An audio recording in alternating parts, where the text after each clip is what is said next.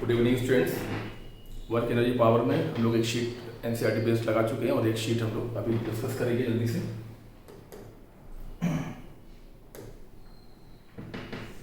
देखिए पहला question, the scalar product of two vectors a and b, vector a और vector b का scalar product इनमें से किस ऑप्शन के जैसा होता है? जैसा कि आप लोग जानते हैं कि a dot b is equal to a का मॉड b का मॉड और साथ में cos थीटा, या हम लोग ये भी कह सकते हैं कि ये हो गया a वेक्टर और ये हो गया b वेक्टर, है ना, और ये उनके बीच का एंगल, और यहाँ से जब डालेंगे परपेंडिकुलर तो ये परपेंडिकुलर, तो ये आएगा, ये that will B b cos theta, जिसे कहते हैं component of b on a, है ना। ये है वेक्टर a और ये है component of b on a। तो डॉट प्रोडक्ट को हम और क्या कह सकते हैं?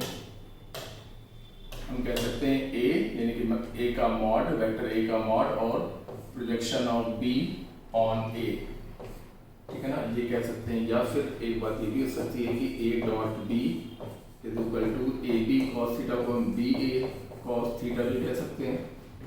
कहने का मतलब है कि ये वेक्टर a है और ये वेक्टर b है मान लीजिए, और ये उनके बीच का एंगल है, तो हमने a के हेड से b पर परपेंडिकुलर डाला, a के हेड से b पर डाला परपेंडिकुलर, तो ये जो कटिंग आ गई ये that will be equal to a cos theta, है ना। तो हम ये भी कह सकते हैं कि mod of b into projection of a on b। जो तीसरा रिजल्ट हो सकता है वो क्या है? ए बी कॉस थीटा यानी कि ए का मॉड बी का मॉड और उनके बीच के एंगल का कोसाइन। तो ऑप्शन फर्स्ट, सेकंड और थर्ड तीनों सही होने की वजह से हम आंसर लगाएंगे ये वाला 1, 2 एंड 3, ठीक है ना। क्वेश्चन अच्छा है, इंपॉर्टेंट है। Which of the following statement is correct? Total mechanical energy of system is conserved if the force doing work on it are non-conservative forces. नहीं, अगर नॉन कंजर्वेटिव फोर्सेस बॉडी पर लग रहे हैं, जैसे ये है ट्रैक्टिव फोर्स और ये है फ्रिक्शन फोर्स, तो अगर फ्रिक्शन फोर्स जैसी कोई भी चीज़ बॉडी पर लग रही है तो conservation of mechanical energy apply नहीं होगा। K initial plus U initial is equal to K final plus U final, ये कॉन्सेप्ट अप्लाई नहीं होगा, ठीक है ना। तो ये स्टेटमेंट रॉन्ग है। Statement of work energy theorem is an integral form of Newton second law of motion. Newton second law कहता है force is equal to the rate of change of momentum with respect to time, so dp is equal to f dt। और इसी फार्मूले से हम इस बात पर पहुंच सकते हैं कि work done bye all forces is equal to K final minus K initial, जिसे हम लोग वर्क एनर्जी थ्योरम के नाम से जानते हैं। तो ये कहना उचित रहेगा कि वर्क एनर्जी थ्योरम का जो स्टेटमेंट है वो न्यूटन सेकंड लॉ का ही इंटीग्रल पार्ट है। ये क्वेश्चन आपको एनसीईआरटी पेज नंबर 121 में देखने को मिलेगा। ऑप्शन सेकंड थोड़ा टफ ऑप्शन है और इम्पॉर्टेंट ऑप्शन है। Work done by the conservative forces depend on path, बिल्कुल नहीं। कंजर्वेटिव फोर्सेस का वर्क के द्वारा किया गया वर्क डन पाथ पर कभी भी डिपेंड नहीं करता है। यानी अगर एक पार्टिकल को ए से बी लेकर जाएं, ऐसे ऐसे या फिर ऐसे, इन तीन रास्तों से लेकर जाएं, तो पहले रास्ते, दूसरे और तीसरे रास्ते में work done by the conservative forces will be same, will be equal. Zero of potential energy is not arbitrary. Zero of potential energy is not arbitrary. Potential energy का जीरो होना आर्बिट्री नहीं है, जबकि पोटेंशियल एनर्जी कहीं भी zero हो सकती है, जहां आप चाहें वहां पर जीरो हो सकती है। जैसे कि वहीं पर आप रेफरेंस लेवल मान लें तो वहां पर पोटेंशियल एनर्जी को जीरो माना जा सकता है, जहां पर भी आप रेफरेंस लेवल मान लें। जैसे किसी प्रॉब्लम में कोई स्टूडेंट अगर प्रॉब्लम सॉल्व कर रहा है और बॉल को यहाँ से गिराया गया और बॉल ऐसे ग्राउंड तक आ जाती है, तो आप ग्राउंड में भी रेफरेंस पॉइंट मान सकते हैं। कोई चाहे तो यहाँ मान सकता है या कोई चाहे तो यहाँ मान सकता है। रेफरेंस पॉइंट जहाँ पर माना जाएगा वहाँ पर पोटेंशियल एनर्जी को जीरो मानते हुए क्वेश्चन को सॉल्व किया जाएगा। तो जो यहाँ पर रेफरेंस मानेंगे या यहाँ पर मानेंगे या यहाँ पर मानेंगे, उन तीनों के आंसर जो होंगे वो सेम आएंगे। तो फोर्थ ऑप्शन भी गलत है, थर्ड ऑप्शन भी गलत है, केवल सेकंड ऑप्शन ही सही है। क्वेश्चन इंपॉर्टेंट है, एनसीईआरटी के पेज नंबर 121 में आपको देखने को मिल जाएगा। एक बॉडी है जो कि रेस्ट से चलना शुरू करती है और वन डायमेंशन में चलना शुरू करती है और उसका एक्सीलरेशन कांस्टेंट है। तो क्वेश्चन हमारा ये है कि जो पावर डिलीवर्ड टू इट, इस बॉडी को जो पावर डिलीवर हो रही है वो टाइम पर किस तरीके से डिपेंड करेगी। बॉडी आगे जा, वन डायमेंशन मोशन में आगे की तरफ जा रही है, बॉडी का एक्सीलरेशन कांस्टेंट है। तो किसी भी समय में पावर इक्वल टू होता है फोर्स इनटू वेलोसिटी और उनके बीच का एंगल cos 0, तो ये हो गया F इंटू वी। अब F को हम लिख सकते हैं ma, ठीक है ना, और हमें टाइम यहाँ पर कहीं से इन्वॉल्व करना है, तो v equal to u plus A T यानी कि 0 प्लस ए टी, यानी कि लिख सकते हैं a इंटू टी। तो वेलोसिटी की जगह पर हम लिख देंगे a इंटू टी। इस तरीके से पावर का एक्सप्रेशन बनेगा ma² t, यानी कि पावर प्रोपोर्शनल टू टाइम की पावर 1। ये ऑप्शन 4 बिल्कुल सही है और ये कॉन्सेप्ट आपको एनसीईआरटी पेज नंबर 136 में देखने को मिलेगा। एनसीईआरटी पेज नंबर 136 में आपको ये कॉन्सेप्ट देखने को मिल जाएगा।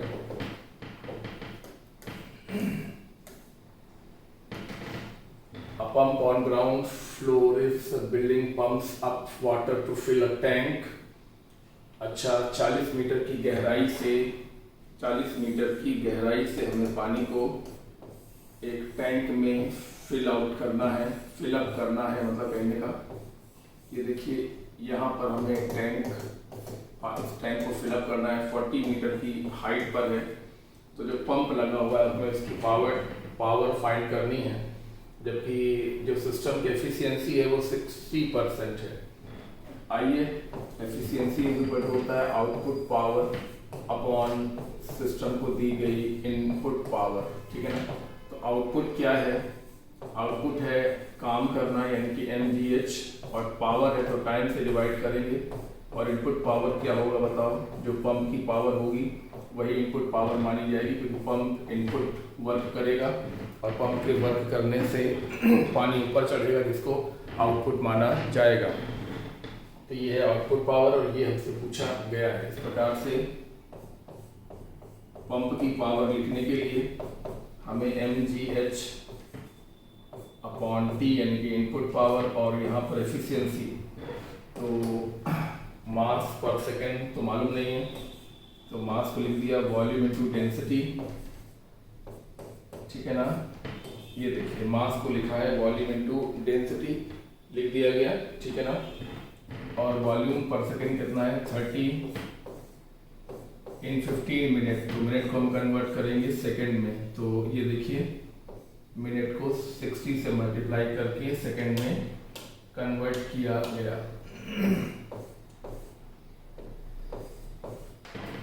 तो ये हो गया वॉल्यूम पर सेकेंड। फिर लिक्विड की डेंसिटी 10 टू द पावर 3, उसके बाद g की वैल्यू 10 और h की वैल्यू 40, ठीक है ना। और एफिशिएंसी है 60%, 60% का मतलब है 0.6, ठीक है ना। ये पूरा आपका एक्सप्रेशन बनके तैयार हो गया और इसको आप लोग बहुत आराम से बहुत इजीली सॉल्व कर सकते हैं। ये बहुत इजीली सॉल्व हो जाएगा।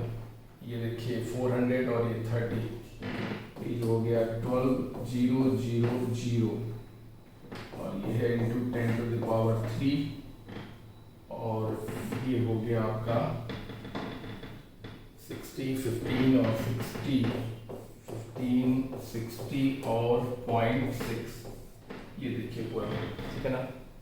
तो ये यहाँ से कटेंगे तो 6 2 जाएंगे 200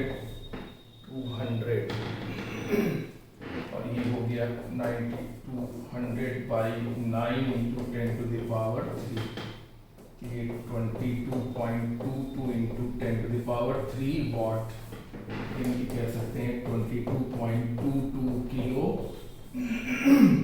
नॉट, ठीक है ना।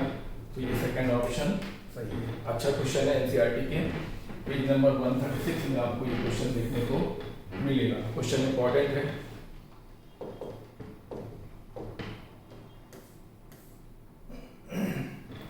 A bullet of mass 120 gram and horizontal speed 60 meter per second strike a block of wood mass 1.380 kg and instantly comes to rest with respect to block. The block is suspended from ceiling by means of thin wires. Calculate the height through which block rise after the impact. एक block है, block rest में है,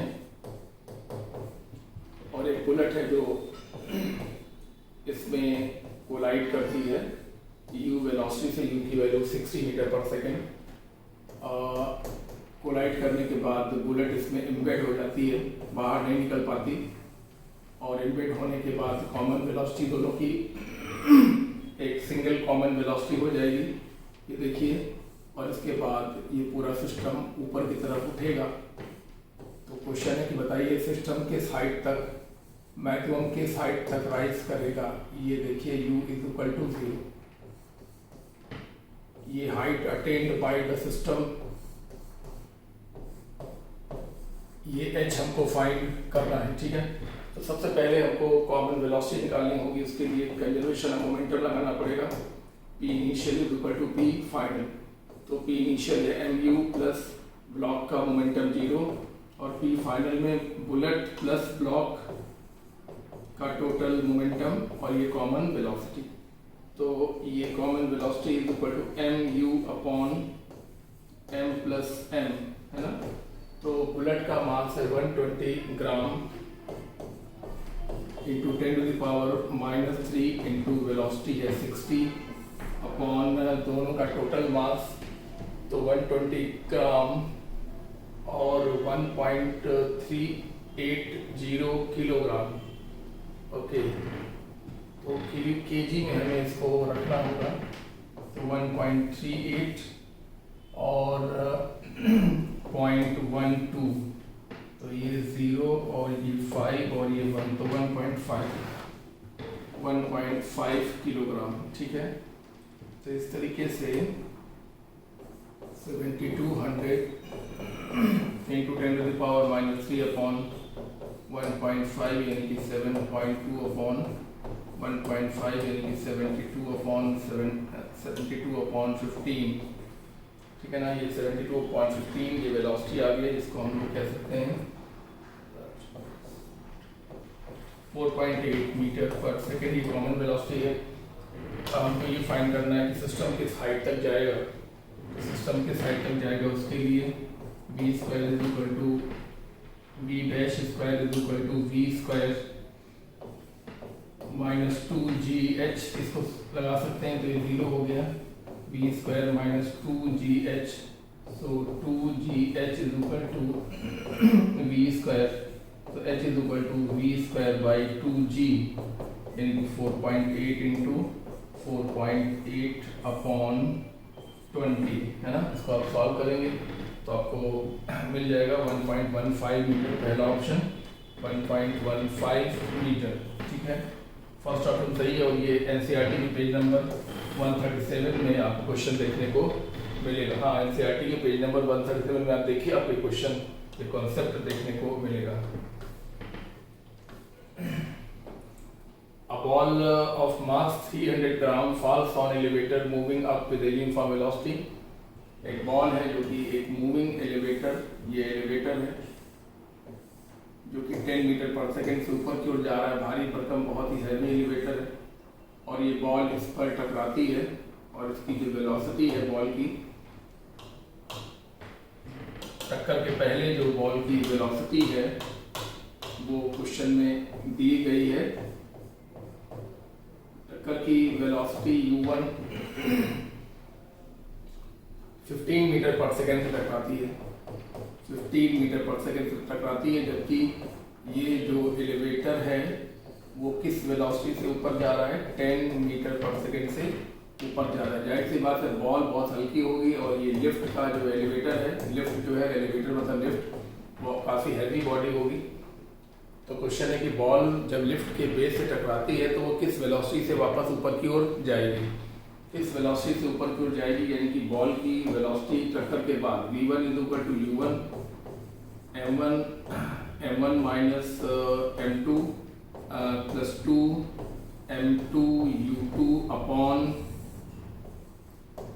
m1 plus m2। तो u1 is equal to 15 है, sorry 15 और ये small m और ये कैपिटल M और 2 फिर कैपिटल M और u2 की वैल्यू है ऊपर की तरफ यानी कि 10 और यहाँ लगाएंगे माइनस साइन क्यों लगाएंगे, क्योंकि अगर इसको प्लस माना है तो इसको माइनस मानेंगे या फिर इसको माइनस मान लीजिए तो इसको प्लस मान लीजिए। एक को मैंने प्लस माना तो दूसरे को माइनस में लिखना पड़ेगा। और अपॉन में total mass m plus capital M। Actually बात यह है कि मासेस बुलेट का तो मास दिया हुआ है लेकिन एलिवेटर का मास नहीं दिया हुआ है। क्यों नहीं दिया हुआ है, क्योंकि बुलेट का मास काफ़ी कम होता है एलिवेटर के मास से, तो इसकी वजह से हम स्मॉल m को कैपिटल M के सामने नेगलेक्ट करेंगे। तो ये नेगलेक्ट कर दिया और ये नेगलेक्ट कर दिया, तो माइनस का 15m माइनस का 2m इंटू 10 कहना चाहिए 20m अपॉन m। इस प्रकार से m से m कैंसिल हो गया और माइनस का साइन बाहर निकाल लें तो 15 प्लस 20 यानी कि माइनस का 35 मीटर पर सेकेंड। बुलेट किस वेलोसिटी से रिबाउंड करेगी, सवाल बेहद अच्छा है और एनसीईआरटी के पेज नंबर 130 में आपको देखने को मिलेगा। एनसीईआरटी पेज नंबर 130 में आपको ये क्वेश्चन मिलेगा, आप देख लीजिए, चेक कर लीजिए, क्वेश्चन इंपॉर्टेंट है। State the incorrect statement among the following: when conservative forces act on a system and perform positive work on body, potential energy of body decreases। आइए मैं आपको एक बात बता देता हूँ, change in potential energy equal होता है minus work done by work done minus of work done by conservative forces, ठीक है ना। तो अगर conservative forces positive work perform अगर कंजर्वेटिव फोर्सेस पॉजिटिव वर्क करेंगे तो डेल्टा यू का मान नेगेटिव आएगा और डेल्टा यू का मान नेगेटिव का मतलब है कि यू गेट डिक्रीज। जब यू घटेगा तभी डेल्टा यू नेगेटिव होगा, अगर यू बढ़ेगा तो डेल्टा यू पॉजिटिव होगा, क्योंकि डेल्टा यू का मतलब होता है you final minus you initial. तो अगर ये चीज नेगेटिव है यानी कि फाइनल वैल्यू कम हो गई है और अगर ये चीज पॉजिटिव आएगी यानी कि फाइनल वैल्यू ज्यादा हो गई, तो पहला ऑप्शन इनकरेक्ट ऑप्शन है, इनकरेक्ट ही हमको छाटना है और इनकरेक्ट ऑप्शन ये आएगा। ओके नहीं, यू गेट डिक्रीज ये करेक्ट ऑप्शन है और हमें इनकरेक्ट छाटना है, ये ऑप्शन करेक्ट है। In elastic collision of two bodies, linear momentum of system remains conserved। बिल्कुल सही स्टेटमेंट है। इन इलास्टिक कोलिजन हो या इलास्टिक कोलिजन हो या पार्शियल इलास्टिक कोलिजन हो, मोमेंटम हमेशा कंजर्व रहता है। तो ये स्टेटमेंट भी सही है, ये स्टेटमेंट सही है, लेकिन हमें तो रॉन्ग यानी कि इनकरेक्ट स्टेटमेंट का चुनाव करना है। In the case of elastic collision final kinetic energy always less than initial kinetic energy. In elastic collision में काइनेटिक एनर्जी का लॉस होता है, यानी कि जो फाइनली जो काइनेटिक एनर्जी होती है वो इनिशियल से थोड़ी सी कम होती है। ये स्टेटमेंट बिल्कुल सही है। और अब आ जाइए चौथे में, total kinetic energy of system is conserved no matter what internal and external forces acting on body are present. ये गलत है। जैसे मान लीजिए एक इलेक्ट्रॉन है और एक प्रोटॉन है, इन दोनों को छोड़ दिया गया, तो हाँ इनिशियल वेलोसिटी 0 से इन दोनों को छोड़ दिया गया तो दोनों पर अट्रैक्शन फोर्स लगेगा और दोनों तेजी से एक दूसरे की तरफ आएंगे और जब टकरा रहे होंगे उस समय इनकी काइनेटिक एनर्जी बहुत ज़्यादा होगी। जबकि स्टार्टिंग में काइनेटिक एनर्जी 0 थी और बाद में काइनेटिक एनर्जी टक्कर के ठीक पहले काइनेटिक एनर्जी बहुत ज़्यादा होगी और टक्कर के बाद भी काइनेटिक एनर्जी होगी। यानी कि इंटरनल और एक्सटर्नल फोर्सेस के प्रभाव में आप काइनेटिक एनर्जी की जिम्मेदारी नहीं ले सकते। काइनेटिक एनर्जी कंजर्व रह भी सकती है और नहीं भी रह सकती है। The total kinetic energy of system is conserve लिखा हुआ है, इज कंजर्व यानी कि जरूर कंजर्व रहेगी। ये स्टेटमेंट बिल्कुल गलत है। क्वेश्चन डेफिनेटली अच्छा है और ये कॉन्सेप्ट आपको एनसीईआरटी की पेज नंबर 135 में देखने को मिलेगा। कीजिए, चेक कर लीजिए, वही मिलेगा जहाँ बता रहे हैं। A body of mass 2 kg initially at rest moves under the action of applied horizontal force of 15 Newton. The coefficient of friction is 0.1 between the surface of the point body. What is the kinetic energy of the body at t is equal to 10 second. 10 second में body की kinetic energy हमें find करनी है। एक तो body पर tractive force लग रहा है 15 न्यूटन का, फ्रिक्शन फोर्स लगेगा, बॉडी एक्सिलरेट करेगी और कुछ समय बाद वो आगे बढ़कर उसकी कुछ नई वेलोसिटी होगी। और स्टार्ट फ्रॉम रेस्ट का मतलब है u इज इक्वल टू 0। तो पहले हमें acceleration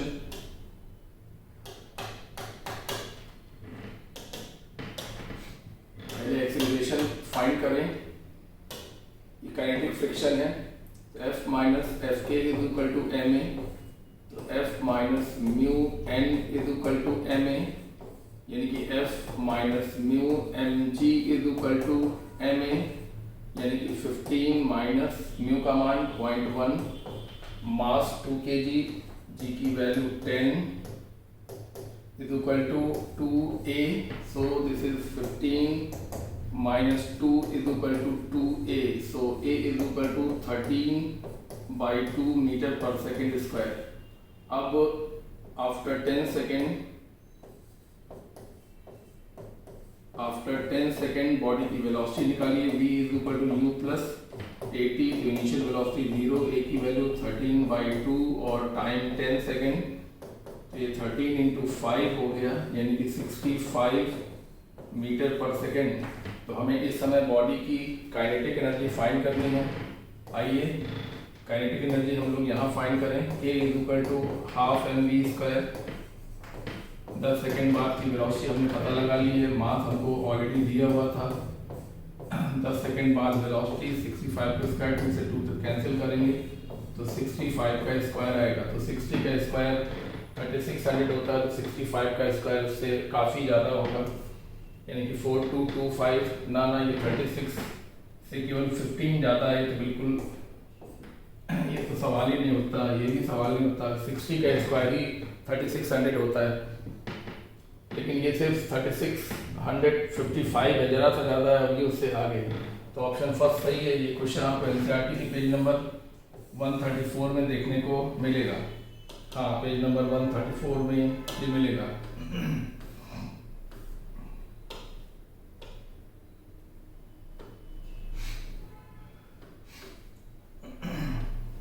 Consider a situation in which a car with mass 900 kg is approaching a fixed horizontal spring attached with a vertical wall. Vertical में wall है, wall में एक स्प्रिंग अटैच्ड है, horizontal spring attached है। एक ब्लॉक है जो 900 metre पर सेकेंड की स्पीड से इसकी तरफ बढ़ रहा है, और 900 kg का है, 900 kg का है, और वेलोसिटी से बढ़ रहा है 20 मीटर पर सेकेंड से। 20 मीटर पर सेकेंड से बढ़ रहा है, और मास है आपका 900 kg, और हैवी मास है बिल्कुल। और वो स्प्रिंग से में टकराता है और स्प्रिंग को कंप्रेस करता चला जाता है। तो वो स्प्रिंग को जो मैक्सिमम कंप्रेस करता है वो है 30 सेंटीमीटर। 30 सेंटीमीटर कंप्रेस कर देता है। तो स्प्रिंग कांस्टेंट फाइंड करने को कहा गया। एनसीईआरटी के पेज नंबर 124 में ये क्वेश्चन देखने को आपको मिलेगा। तो आइए, कहीं कोई फ्रिक्शन ना होने की वजह से k initial plus u initial is equal to k final plus u final से क्वेश्चन को सॉल्व करने की कोशिश करें। k initial half m u square, u initial 0, k final 0 और u final half k x square. तो half से half cancel कर सकते हैं। मास है 900 kg और u स्क्वायर यानी कि 20 का square is equal to k हमें फाइंड करना है, और ये है आपका 30 सेंटीमीटर को हमने मीटर में कन्वर्ट किया, उसका होल स्क्वायर किया। तो 900 into 10 to the power 2 is equal to k into 900 into 10 to the power -4। So 900 से 900 कैंसिल करेंगे तो k की value 10 to the power 2 upon half m u square, ठीक है, 20 का स्क्वायर, ये 20 का स्क्वायर भाई 400। तो 900 से 900 कैंसिल हो गया, तो यहाँ पर 400 और into 10 to the power -4। So we can say that 4 into 10 to the power 6 newton पर मीटर। ये हो गया आपका फर्स्ट ऑप्शन, सही हो गया। एनसीईआरटी के पेज नंबर 124 में ये कॉन्सेप्ट आपको देखने को मिलेगा। आइए बात करते हैं, a bob of mass 200 gram is suspended from the light string 1 metre, it is imparted a horizontal velocity of 10 meter per second, lowest point, it complete vertical circular path, tension in the string at highest point। आइए एक pendulum है जिसको horizontal velocity दे दी गई, ठीक है, कितनी, ये है 10 मीटर पर सेकेंड और इसने सर्किल कंप्लीट किया इस प्रकार से। तो क्वेश्चन है कि जब ये हाईएस्ट पॉइंट पर होगा, जब ये हाईएस्ट पॉइंट पर होगा तो इस रस्सी में कितना टेंशन होगा, ये हमारा क्वेश्चन है। हाईएस्ट पॉइंट पर रस्सी में कितना टेंशन होगा, लंबाई 1 मीटर दी हुई है, ठीक है ना। तो पहले हाईएस्ट पॉइंट पर वेलोसिटी निकाल लेना चाहिए और तब टेंशन अपने आप निकल आएगा। वेलोसिटी एट बी, आइए ये पॉइंट ए मान लिया, वो पॉइंट बी मान लिया, तो k at A plus u at A is equal to k at B plus u at B. और इसी से हम लोग, इसी को सॉल्व करके हम लोग निकालते हैं कौन सा formula, bb square is equal to va square minus 2gh। Minus 2gh इसलिए किया क्योंकि बॉल ऊपर की तरफ राइज कर रही है, इसलिए माइनस 2gh। va स्क्वायर का मतलब हो गया 100 माइनस 2g मतलब 20 और h मतलब ये l और ये l, यानी कि 1 मीटर यानी कि 2 मीटर। सो 100 माइनस 40 यानी कि 60 bb स्क्वायर का मान हम लोगों ने फाइंड कर लिया। अब आइए एट पॉइंट बी इक्वेशन बनाएं, t at b plus mg दोनों डाउनवर्ड होंगे और दोनों मिलकर जरूरी सेंटीमीटर फोर्स प्रोवाइड करेंगे। हाँ जी, दोनों मिलकर जरूरी सेंटीमीटर फोर्स हमको देंगे। तो टेंशन हमको फाइंड करना है, जबकि मास है 200 ग्राम।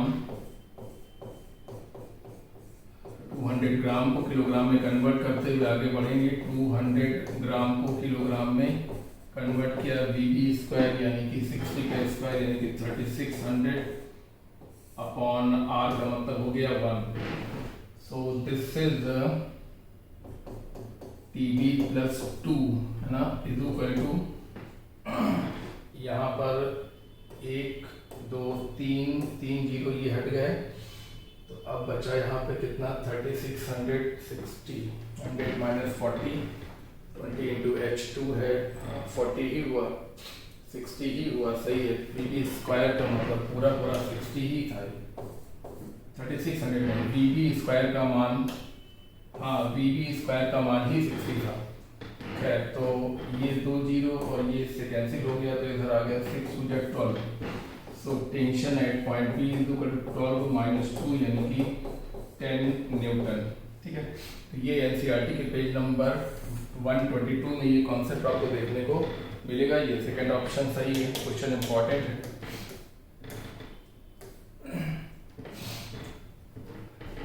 Consider the given statement, the correct statement कौन सा होगा, the work done by conservative force depend only on initial and final position. बिल्कुल सही है, पाथ पर डिपेंड नहीं करता, केवल इनिशियल और फाइनल पोजीशन पर डिपेंड करता है।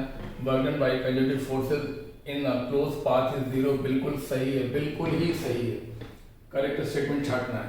Change in potential energy is equal to negative of work done by the conservative forces, बिल्कुल सही है। अभी भी हम लोगों ने डिस्कस किया था, चेंज इन पोटेंशियल एनर्जी तो minus work done by the conservative forces. बहुत बढ़िया क्वेश्चन है।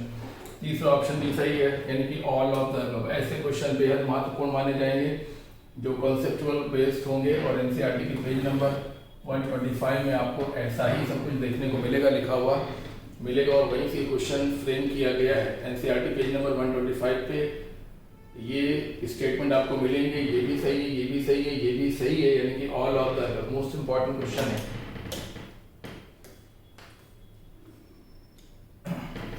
Which of the following statement is correct? When the conservative forces does negative work on a body, the potential energy of the body decreases। आइए ये कितना महत्वपूर्ण है, देखिए जरा।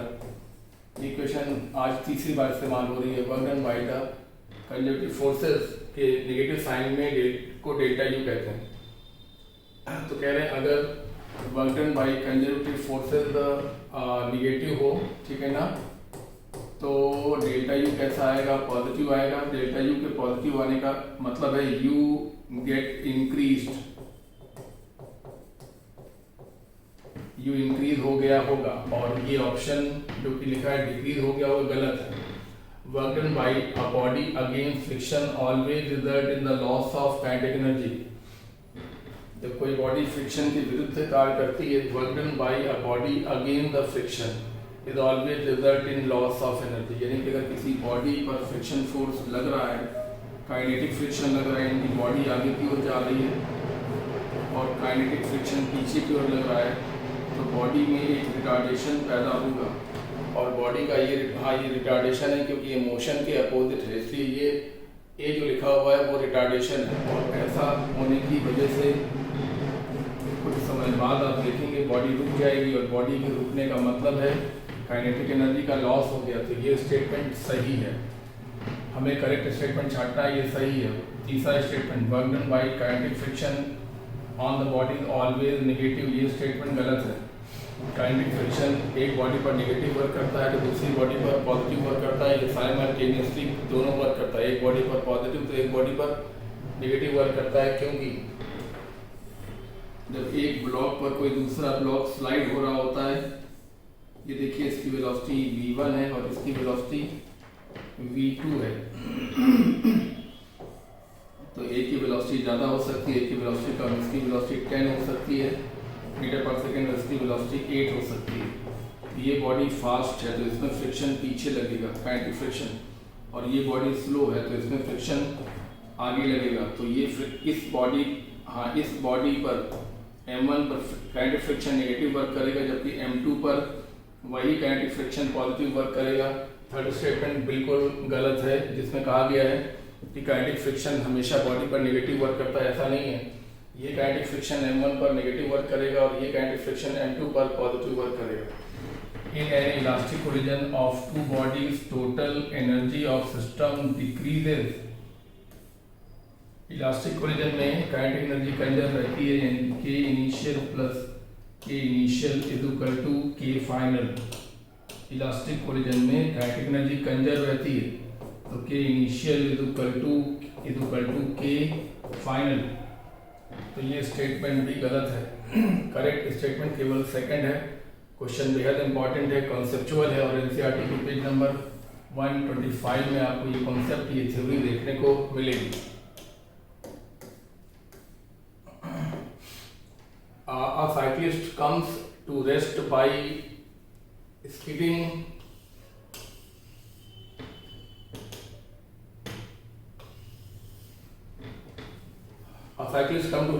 skidding through 4 meters. During this process, the friction force on cyclist due to road is 60 Newton and is directed opposite to the motion. How much work done the road do on the cyclist? कितना work किया? Sliding 4 metre की है, इसको आप एक cyclist मान लीजिए जो कि जा रहा था, अचानक फिसल गया, काइनेटिक फ्रिक्शन पीछे की तरफ लगने लगा, तो work done by this friction force हमें फाइंड करना है।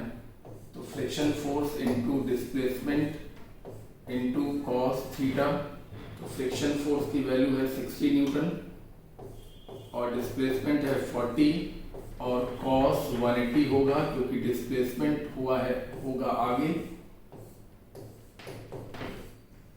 हाँ, ये देखिए बॉडी यहाँ जाके रुक गई, डिस्प्लेसमेंट आगे की तरफ है 4 मीटर, और फ्रिक्शन फोर्स पीछे की तरफ है, तो फोर्स और डिस्प्लेसमेंट के बीच का एंगल 180 होगा। तो ये माइनस का 240 जूल ये होगा work done by the friction. Second option सही है।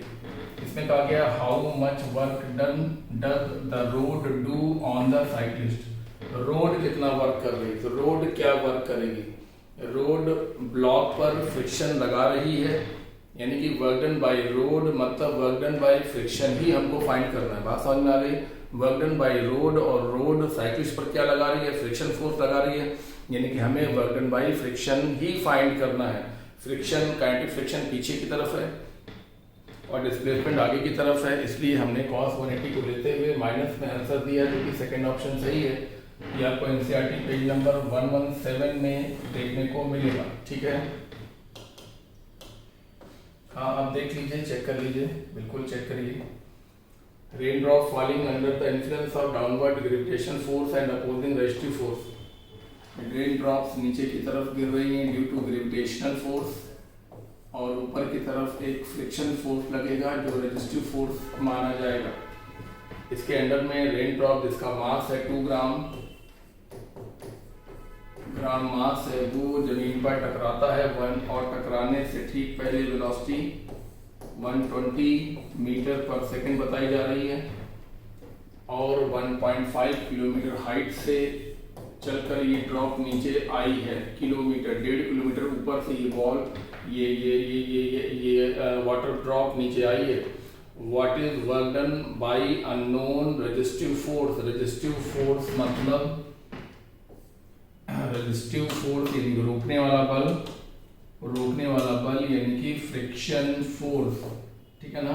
और कौन सा फ्रिक्शन होगा, रगड़ वाला फ्रिक्शन यानी कि काइनेटिक फ्रिक्शन के, तो हाँ काइनेटिक फ्रिक्शन और इसी के द्वारा किया गया वर्क डन हमको फाइंड करना है। आइए सॉल्व करते हैं।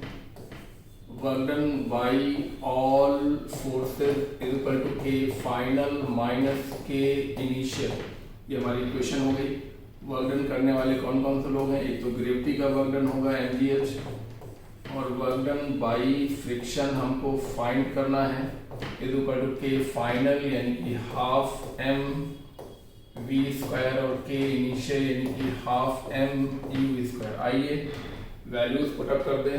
Mass is 2 gram, 2 into 10 to the power minus 3, g की वैल्यू 10, h की वैल्यू 1.5, किलोमीटर को मीटर में कन्वर्ट किया गया, plus work done by friction force is equal to half m v square यानी कि हाफ m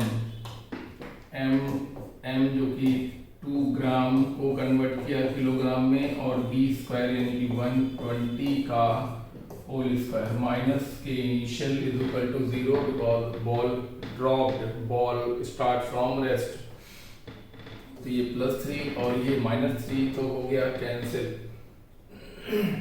तो ये हो गया 15 2 जा 30, इधर तो 30 आ गया, उधर क्या आ गया 2 से 2 कैंसिल हो गया, और 10 to the power -3 work done by friction is equal to 2 से 2 कैंसिल हो गया, 10 to the power -3, और ये 144 इंटू 10 to the power 2, तो -1 आएगा, तो ये 14.4 आएगा, और ये 30 है, और ये माइनस का work done by friction force.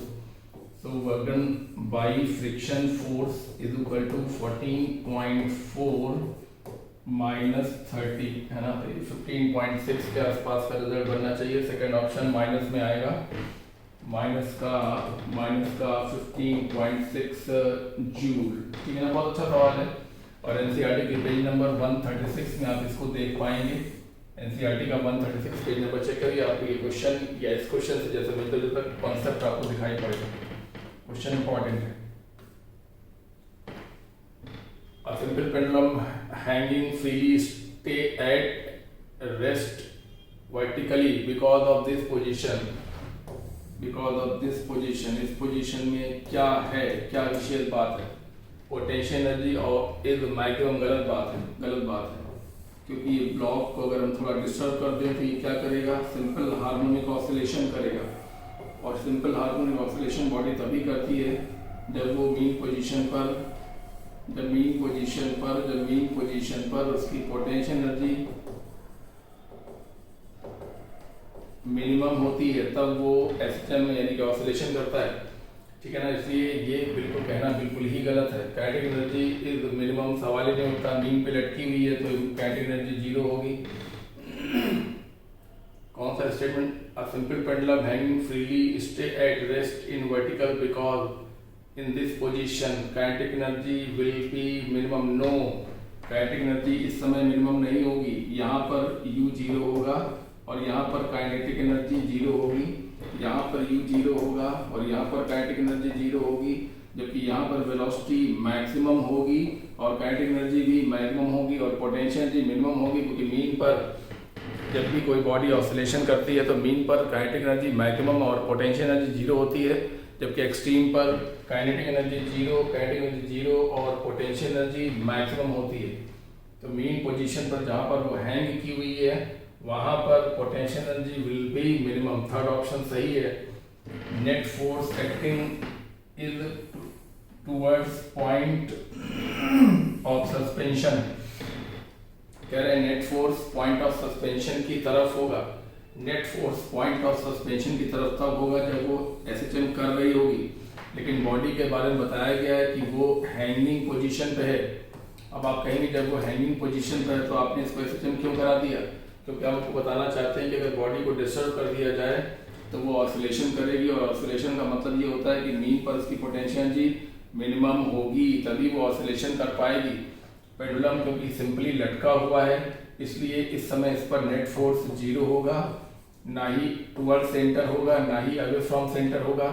इस समय नेट फोर्स 0 होगा। जब वो मीन पर लटका हुआ है तो नेट फोर्स 0 होगा, यानी कि T और mg एक दूसरे को काउंटर करेंगे। जबकि यहाँ लिखा हुआ है नेट फोर्स टुवर्ड सेंटर होगा।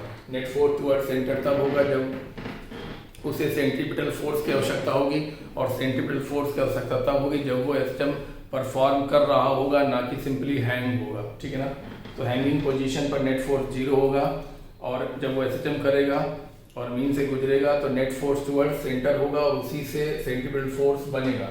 तो ऑप्शन थर्ड सही है। क्वेश्चन बेहद इंपॉर्टेंट है। एनसीईआरटी की पेज नंबर 121 में आपको ये कॉन्सेप्ट देखने को मिलेगा। तो ये वर्क एनर्जी पावर की सेकेंड शीट थी जो कि पूरी तरह से एनसीईआरटी बेस्ड है। आपसे जो कुछ भी कहा जा रहा है कि एनसीईआरटी की पेज नंबर इतने पे मिलेगा, इतने पे मिलेगा, आप आराम से मिला लीजिए। हालांकि आपके पास समय कम है इसलिए मिलाने का टाइम नहीं है, लेकिन फिर भी आप अगर पढ़ ही रहे हैं, आपके पास एनसीईआरटी की फर्स्ट बुक या सेकंड बुक इस समय आपके सामने है, तो आप मिला लीजिए। एनसीईआरटी पेज नंबर 121 पे आपको ये महत्वपूर्ण बेहद महत्वपूर्ण क्वेश्चन मिलेगा जिसमें थर्ड ऑप्शन सही है। और ये लगता है शीट ओवर हो गई, हाँ खत्म हो गई। तो ये पूरे क्वेश्चन हो गए 21 to 35। अब बहुत जल्दी हम लोग अगली शीट जो कि वर्क एनर्जी पावर और रोटेटिंग मोशन और सेंटर ऑफ मास कोलिजन इनकी शीटें हैं, उनको लेकर हम लोग आगे बढ़ेंगे। इतना सब आप लोग तब तक तैयार करिए।